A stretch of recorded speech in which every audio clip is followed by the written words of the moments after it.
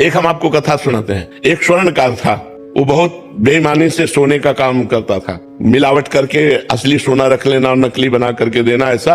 और 2 राजकीय कर्मचारी आते थे उसके यहाँ, पुलिस वाले, वही रात्रि में सोते खाते पीते गश्त लगाने वाले जो होते हैं। धीरे धीरे धीरे धीरे मित्रता हुई और धीरे धीरे सारी पोल हो जाएंगे स्वर्णकार की, और सब पता चलने लगा कि इतनी संपत्ति इसके पास है। अब उन दोनों ने एक दिन प्लान किया कि स्वर्णकार को मार देते हैं, और सब जेवर और सब बॉक्स में बंद करके निकले।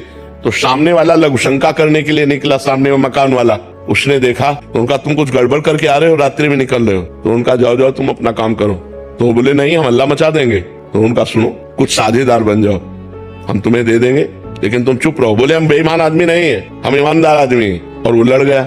जब लड़ गया तो उनको केस बनाने में देर न लगी, वो बक्सा उसके पास रख दिया और तुरंत हल्ला मचा दिया और कहा इसने स्वर्णकार को मारा है, स्वर्ण लेके जा रहा था, मैंने गिरफ्तार किया। पूरा का पूरा केस उसके ऊपर आ गया।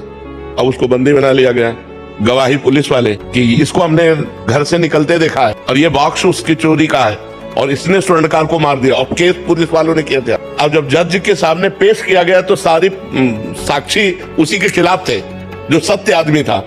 तो उसने रो के कहा जज से कि आप जो सजा देंगे वो तो भोगना ही पड़ेगा, क्योंकि साक्ष्य हमारे खिलाफ है। लेकिन मैं हृदय से कहता हूँ, मैंने पाप नहीं किया, न मैंने उसे मारा है, न मैंने चोरी की है। मैंने ऐसा ऐसा बोला तो मुझे फंसा दिया गया। तो जज के अंदर भगवान बैठे, उन्होंने कहा कि ठीक है, हम इसे और खींचते, तारीखें और दी। और एक दिन एक आदमी जो ऐसे ही फुटपाथ में मर गया था, उसके साथ उस जिसके साथ मुकदमा चल रहा था, सत्य आदमी को, उसको पुलिस वालों को साथ दिया कि आप इसका अंतिम संस्कार कराएं। जब अंतिम संस्कार करने के लिए गए तो एकांत में कहा कि देखा, कह रहा था हमारी बात मान जाते तो कुछ हिस्सेदार बन जाते और आराम से मौज लेते। हमारी बात नहीं मानी ना, फंस गया ना, फांसी होगी तेरे को। और उनके जो सत्य आदमी था उसके पास वो वीडियो बनाने वाला कैमरा लगा दिया गया। जज ने सफाई के लिए जब वो गया, पूरा वीडियो सहित पेश किया। तो सत्य आदमी तो निर्दोष था ही। तब जज से उसने कहा कि जब मैं निर्दोष हूँ, आज आप जान गए, तो मुझे सालों से पैसा खर्चा करना पड़ा, इतना परेशान रहा, इतना मुझे दुख मिला, ऐसा क्यों?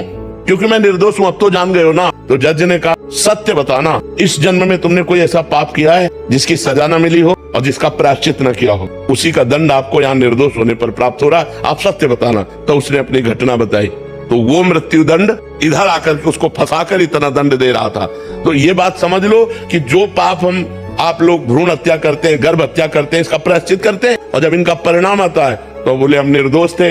जो आप पाप करोगे उसका दंड भोगना पड़ेगा, आज नहीं तो कल, और ऐसी जगह भोगना पड़ेगा जहां आपने पाप नहीं किया। हम मानते हैं 100% आप सत्य हो, लेकिन आपका पूर्व का वो गुप्त पाप आपकी ऐसी तैसी कर देगा। इसलिए डरो, पाप कर्मों से डरो।